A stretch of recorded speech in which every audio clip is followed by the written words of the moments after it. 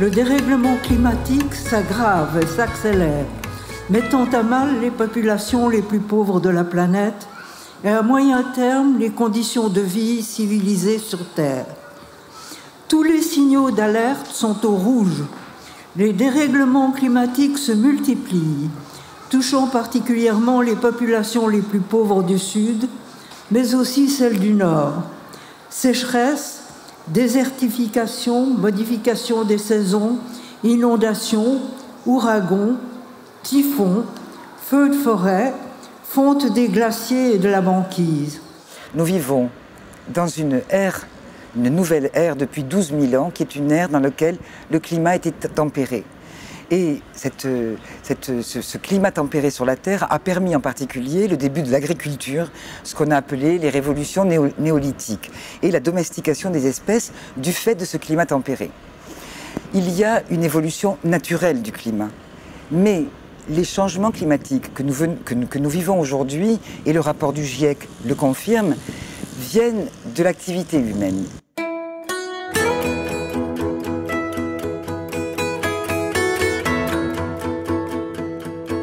Si l'on regarde le résumé aux décideurs, il y a ces 4 conclusions principales sur le XXe siècle.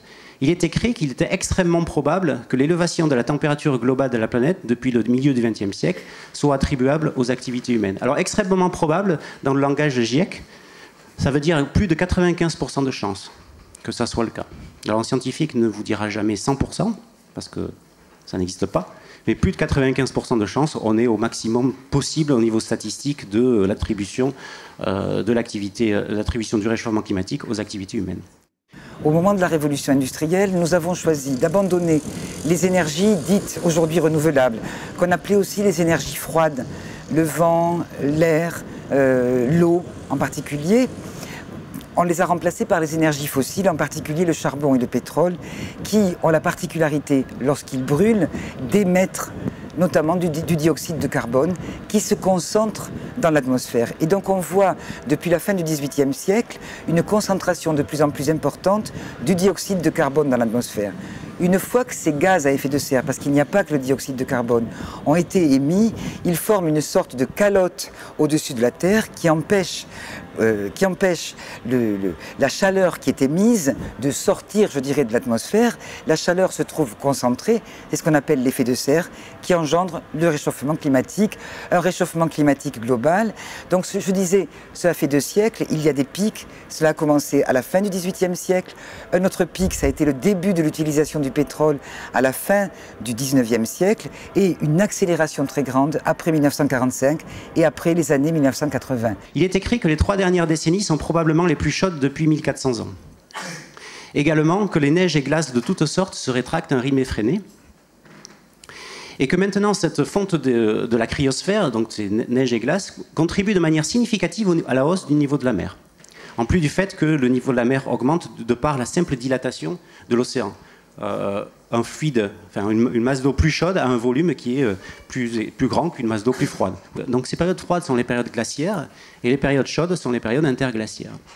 Et en fait, ce qui est intéressant de voir, c'est l'ordre de grandeur entre une période glaciaire et une période interglaciaire. L'ordre de grandeur, c'est 5-6 degrés. La différence de la température globale de la planète entre une période glaciaire et une période glaciaire, je le répète, c'est 5-6 degrés. Et une période glaciaire, en termes d'impact, en termes de ressenti, qu'est-ce que veut dire une période glaciaire? C'est au niveau de la mer, en tout cas pour la dernière, qui était 130 mètres en moins qu'aujourd'hui. Il y avait des calottes glaciaires de plus de 2000 mètres sur l'Europe du Nord et sur l'Amérique du Nord. Le GIEC a fixé à 2 degrés l'augmentation globale de température maximum sur la planète, de manière à ce que nous puissions maîtriser encore les effets du changement climatique. Au-delà de plus 2 degrés, on ne maîtrise plus les effets du changement climatique. On ne peut plus le maîtriser. C'est un phénomène d'emballement climatique et qui peut être extrêmement rapide et extrêmement brutal, celui-là. Le GIEC nous avertit qu'on peut aller vers plus 5 degrés à l'horizon 2100 et que ça va se faire dans les décennies à venir, pas en 2099. Et donc, c'est vraiment... Et tout ça, ça se joue aujourd'hui. Dans les 10 ans à venir, on peut éviter ou non d'aller dépasser ces seuils. On a une responsabilité immense sur les épaules, notre génération.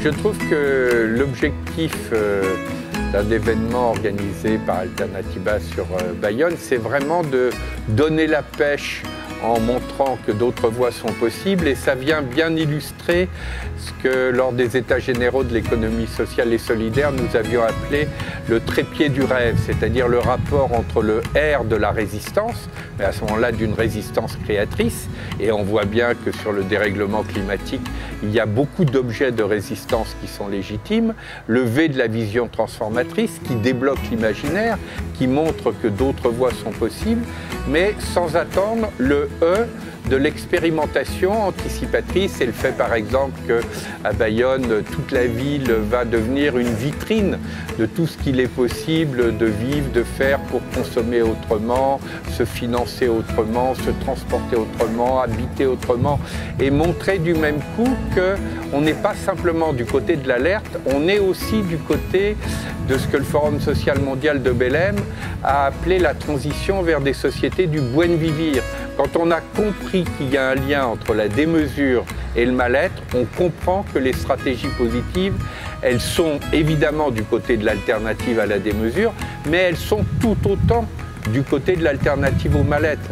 Parce que seule la joie de vivre est l'énergie suffisante pour s'opposer à la peur. Si nous voulons faire baisser la peur, et derrière la peur, vous avez de la domination, de la captation, il faut faire monter la capacité de s'organiser pour lutter dans le plaisir et dans la joie. Et je trouve que cet événement organisé par Alternativa est une excellente façon de se mettre sur ce chemin de résistance créatrice. L'enjeu est clair, réduire radicalement les émissions de gaz à effet de serre pour ne pas franchir les seuils dangereux, voire irréversibles, de réchauffement et de déstabilisation du climat. Les solutions existent. Elles sont déjà mises en œuvre par des milliers d'associations, de collectivités locales, d'individus. Mieux, ces alternatives construisent une société plus agréable à vivre, plus conviviale, plus solidaire, plus juste et plus humaine. L'agriculture paysanne, la relocalisation de l'économie, l'aménagement maîtrisé du territoire et le développement des alternatives au tout routier, la sobriété énergétique, l'écohabitat, la mise au pas de la finance, la reconversion sociale et écologique de la production, la consommation responsable, le partage du travail et des richesses, l'entraide, la réduction et le recyclage des déchets, la préservation des biens communs comme l'eau, la terre ou les forêts en montrent les chemins. La lutte contre le changement climatique n'est pas une contrainte, mais un élan formidable pour construire un avenir humain.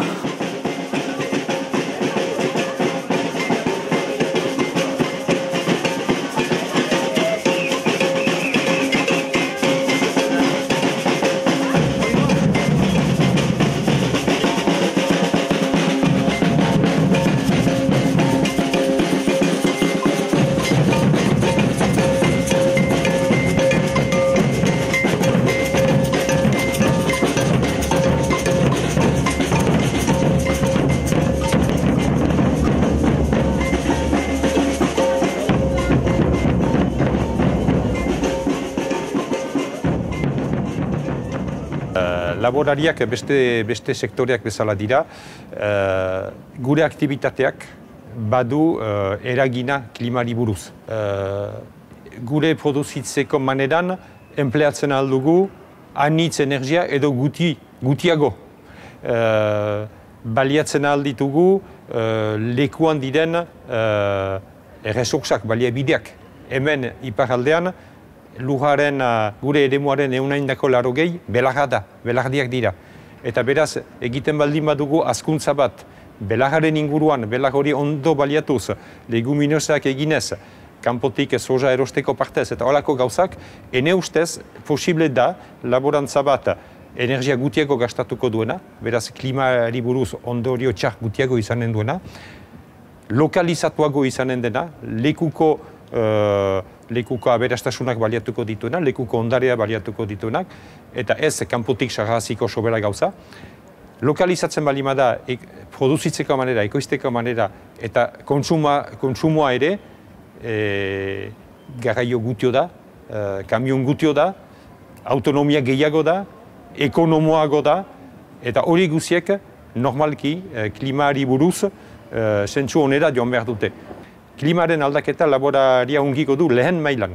Eta beraz, lehen mailan behar dugu guk laborariek klimaren aldaketa horren kontrako sistemak atzeman.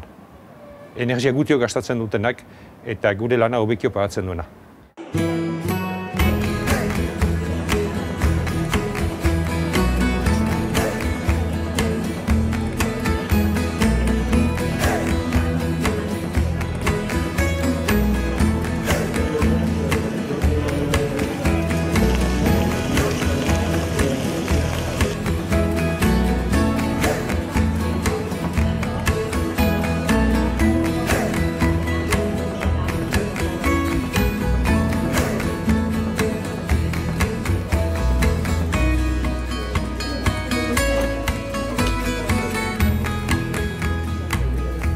Face aux enjeux climatiques, il me paraît très important en fait, d'avoir un mode de vie en cohérence avec ces valeurs. Et c'est pour ça qu'avec deux autres couples, nous avons décidé avec mon mari de nous lancer dans un projet d'habitat coopératif sur la côte basque, avec un triple enjeu, à la fois habitat coopératif, habitat partagé, c'est-à-dire on a des espaces que l'on va mettre en commun pour réduire nos propres espaces de vie. Ensuite, cet habitat, il aura comme objectif d'utiliser des matériaux les plus écologiques possibles et locaux. Donc on part sur un mode constructif en paille avec une structure bois, en travaillant avec des artisans locaux. C'est très important pour nous, ça aussi. Et puis le troisième volet, c'est l'habitat passif. Habitat passif, c'est-à-dire un habitat qui n'a pas besoin d'énergie pour se chauffer. Un écoquartier, c'est un projet public qui a vocation à laisser une place pour chacun. C'est-à-dire dans un écoquartier, vous devez avoir une proportion de logement social, une proportion de logement à acheter par les habitants, une proportion de logement où c'est que vous allez pouvoir travailler, c'est-à-dire des mètres carrés économiques à côté des mètres carrés d'habitat, mais également une mixité d'espaces, des espaces publics, des espaces verts, des espaces habités, de telle sorte que vous ayez une mixité de fonctions, une mixité des espaces dans un même lieu. Alors, au-delà de ça, il y a dans la partie éco, la partie écologie. Et tout l'enjeu est de voir comment traiter de l'utilisation des ressources. La première des ressources, c'est le sol. Dans un écoquartier, vous devez user de peu d'espace, de telle sorte que vous augmentiez la densité tout en conservant un caractère agréable pour y vivre. Vous devez économiser de l'énergie, vous devez économiser des déplacements, et c'est en cela que les conséquences d'un écoquartier créé vont générer un monde différent parce qu'il consommera moins de carburant, parce qu'il consommera moins de chauffage, moins d'électricité, moins de déplacements, et donc une meilleure qualité de vivre ensemble. Ensuite, un élément qui a vraiment aussi été à l'origine de notre réflexion, c'est où est-ce qu'on habite. Donc nous, on est les trois familles, on est originaires du Pays Basque et on voulait habiter ici. Il y a une pression foncière énorme. On est aussi des gens qui aimons le grand air, la nature, les petits oiseaux, la campagne. Donc qu'est-ce qu'on fait? Est-ce qu'on va acheter un terrain voilà, à 60 km de la côte, alors qu'on travaille tous sur la côte, faire énormément de transport en voiture, participer au mitage de la campagne en construisant notre petite maison. Donc en fait, on a choisi, et puis on a eu aussi l'opportunité d'habiter plutôt sur la côte, donc participer en fait plutôt à la redensification de l'habitat, c'est-à-dire qu'on va habiter sur une parcelle qui faisait partie d'une parcelle plus large et qui du coup, voilà, on redensifie l'habitat et on est proche en fait de nos lieux de travail, ce qui fait qu'on va pouvoir utiliser les transports en commun, le vélo, on ne va pas être obligé d'utiliser la voiture pour travailler.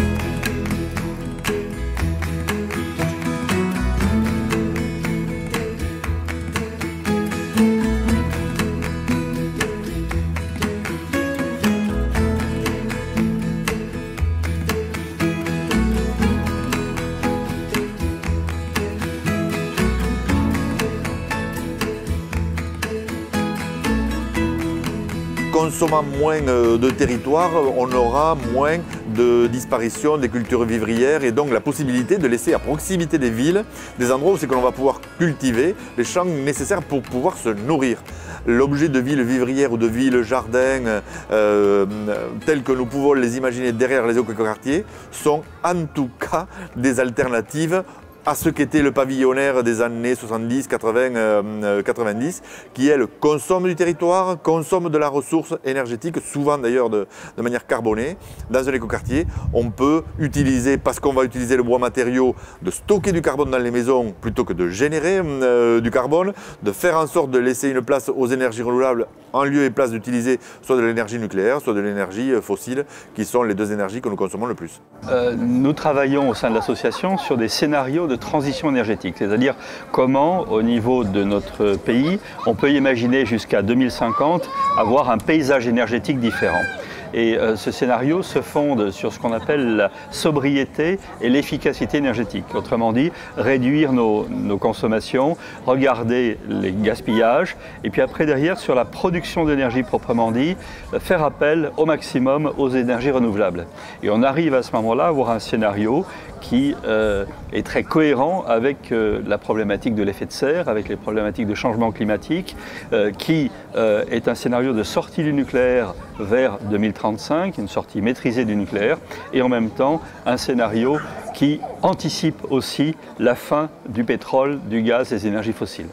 Par exemple, c'est un scénario qui indique qu'il va falloir demain pas uniquement construire des bâtiments neufs très peu consommateurs d'énergie, parce que c'est aussi prendre de l'espace, prendre des matériaux, etc. Mais surtout s'intéresser aux 30 millions de logements sur lesquels on a des consommations énergétiques qui sont importantes. Et donc une des propositions, c'est qu'un très grand plan de rénovation énergétique poussé puisse se mettre en place. C'est très fortement générateur d'emplois.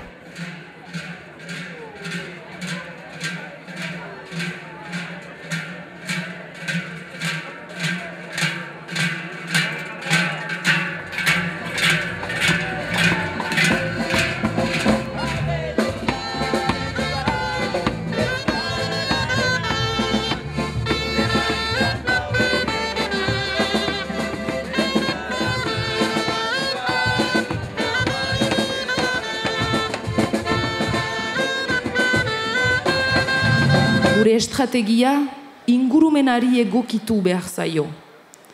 Ez dezakegu lujaren babesteko estrategia bat baizik ezukan, eta beste bat pobreziarentzat, eta injustiziarentzat.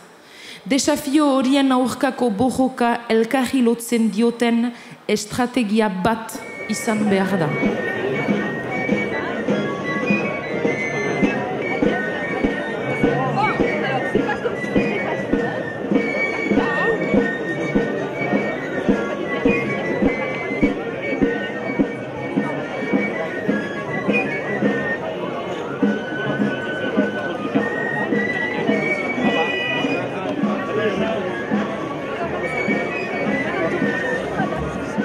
L'un des enjeux, c'est d'aller s'attaquer à tout le système de l'oligarchie financière. Et vous avez là un énorme paquet de financements. On est toujours en train de chercher des financements. Vous avez entre 26 000 et 32 000 milliards de dollars dans les paradis fiscaux. Et là, ce n'est pas la presse alternative qui le dit. C'est l'ancien chef économiste de McKinsey. Et ces 32 000 ou ces 26 000 milliards de dollars, ils sont détenus même pas par 1% de la population mondiale, même pas par 0,1%, mais par 0,01%. Donc si on veut s'attaquer pour de bon au dérèglement climatique, il faut s'attaquer aussi au dérèglement financier. Nahi da egin klima aldaketan inguruan negozio bat. Eta negozioa da, ia zer aldogun atara hortik. Hori dauz pentsaten enpresa transnazionalak. Orduntxe, lehenengoko kauzia da agroerregaiak. Orduntxe da bihurtzia janariza energia moduan. Hori aztokeri bada, zeia mundun badakun nahiko goze. Gero nahi da emon erantzun teknikuak. Geoingineria, transgenikoak, aldatzien naturaleza. Eta hori ondinoko astokeri handizago da. Ze naturalezak azkanien beren azkanengo hitza badako. Eta gero, azkana da, nahi da bihurtu merkatu bat, karbono kapturateko. Eta hori da beste guzur galanta. Hori ez da otzitzuko planeta, aberastuko da gitziri eta ganera da beste spekulatibo zulo bat. Quand on se pose la question des vraies solutions, c'est aussi pour évoquer les fausses solutions, parce qu'il y a un certain nombre de prétendues solutions qui peuvent aggraver le problème lui-même. Donc dans les vraies solutions, c'est d'abord évidemment tout ce qui permet d'économiser l'énergie. Hein. La première ressource, ce sont les économies d'énergie. Et il y en a à faire partout, dans le bâtiment, dans les transports, dans les modes de consommation.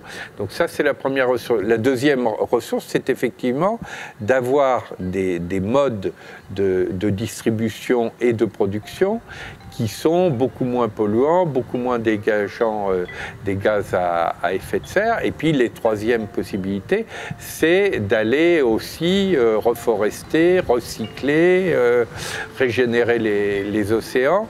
Donc ça, je dirais, c'est des solutions sur le plan technique, sur le plan écologique, qui suppose un accompagnement politique. Mais l'autre approche, c'est aussi de s'attaquer au dérèglement climatique, qui est celui du climat dépressif, du climat de résignation, ce que William Reich, dans les années 30, appelait la peste émotionnelle, qui peut être extrêmement dangereuse et contagieuse, et elle à court terme. Et donc sortir de ce climat dépressif, de ce climat de résignation, et renouer avec des stratégies dynamiques autour de la joie de vivre, du désir, et de ce que j'appelais le rêve, le rapport résistance, expérimentation, vision, ça, c'est au moins autant que les solutions techniques et écologiques, une approche nécessaire. Je dis souvent, face à des logiques de domination qui viennent du mal de vivre, choisir d'être heureux, c'est un acte de résistance. On est aussi en train de dire qu'on est motivé pour une idée de société plus généreuse, plus solidaire, plus partageuse. Une société où ceux qui réussissent participent pour aider ceux qui ont un peu plus de mal. Qu'on ait une petite chance de se lever tous ensemble. Solidarité! Allez-y!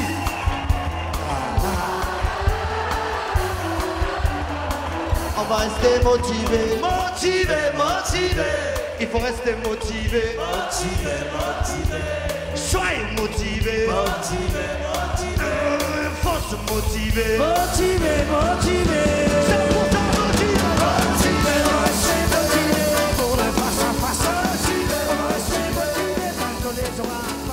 Un événement comme aujourd'hui, Alternativa, c'est important parce que ça montre que les solutions existent, que les alternatives existent, que donc il suffit de le vouloir pour le pouvoir. C'est pas comme si les solutions n'existaient pas. Et après, Alternativa, c'était aussi important pour faire se réunir, mettre ensemble tous ces gens qui sont acteurs du changement aujourd'hui et qui, tous ensemble, constituent une force impressionnante, capable de changer la situation. Ce que je crois, c'est que ce genre de manifestation a pour objet de conscientiser le plus grand nombre. Conscientiser les gens, conscientiser les élus, c'est l'enjeu principal de ces temps-ci. Holako gertakari batek ekartzen du aldaketa handia. Ideiak barriatzen dira, ideiak sortzen dira, ideiak partekatzen dira eta ideia berriak. Eta ikusten da bide berri batzu posible direla. Etxipena den lekean itxaropena heldu da, eta ene ustez egungo egunaren ondorioak izanen dira. Ondoko hilabete eta urteetan ez da dudarik, eta nik uste dut laborariek eta laborantzak hainitz badola irabazteko egun bezalako egunekin.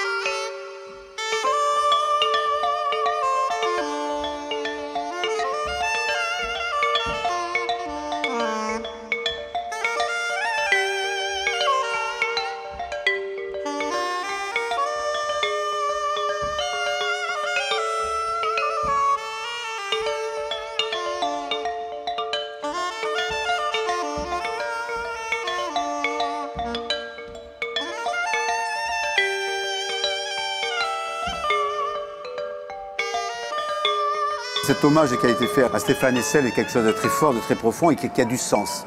Qui pour moi, ce sens, on doit se l'accaparer justement pour dire non à toute cette dégradation de la nature, dire non à cette dégradation sociale et qu'on doit remettre totalement tout ce système capitaliste qui a une finalité productiviste, consumériste et qui amène justement cette dégradation écologique, cette dégradation sociale. Et ce moment-là est un moment important pour sensibiliser les gens, pour que les gens s'approprient, chacun à son niveau, son engagement pour dire une autre planète est totalement possible. Europako hiri eta lurralde guztiei dei egiten diegu gaur bertan hasita antolatzen, hasi daitezen aldaketa klimatikoari eta krisi sozial eta ekologiari eman beharreko alternatiben herriak. Batetik, agintariak interpelatu egin behar ditugu. Klimari buruzko nazioarteko hitzarmen handi eraginkor bete beharreko eta bidezkorik gabe ondorioak dramatikoak izango baitira. Bestetik, biztanleari dei egin behar dugu lehen baileen has dezaten beharrezkoa den iragaile sozial, energetiko eta ekologikoa. Horrela saiestuko baitugu klimaren mekanismoak behin betiko ondatzeko aukera. Il y a urgence d'une part, et que d'autre part, il faut absolument que toutes ces expériences se multiplient et que le message de Alternativa soit diffusé dans le monde entier, d'abord en France, de ville en ville, de village en village, et qu'il y ait une démultiplication de cette action. Cette journée se conclut sur un appel à lancer des alternatives partout, en France, en Europe, dans la perspective du sommet COP21 qui va se tenir fin 2015 à Paris. Et donc que chacun fasse ses villages, d'une part pour interpeller les décideurs d'en haut, mais également pour montrer et pour que la transition, le changement est possible dès aujourd'hui d'en bas et qu'on peut tous en être les acteurs. Donc c'est ce double message que devront porter les Alternativas, que chacun est appelé à construire dans sa ville, dans sa région, dans son territoire. Oui, il y a 1000 alternatives possibles pour une autre prospérité. Des millions de graines pour réduire cette équation à 7 milliards d'inconnus. 7 milliards de frères et sœurs pour multiplier les intelligences. Oui, il nous faut redevenir humbles.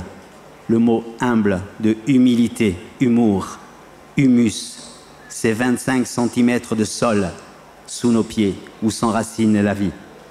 Oui, le pouvoir des sans-pouvoirs est un pouvoir efficace. C'est le pouvoir des cœurs et de la volonté de la majorité des peuples du monde. Alors, pour toutes les marches du sel que nous avons inventées ensemble, pour les semences que l'on échange en cette merveilleuse journée Alternativa, des semences fécondes que Monsanto ne pourra jamais interdire, nous croyons à la loi des petits pas, cette autre loi du marché, le verbe marcher.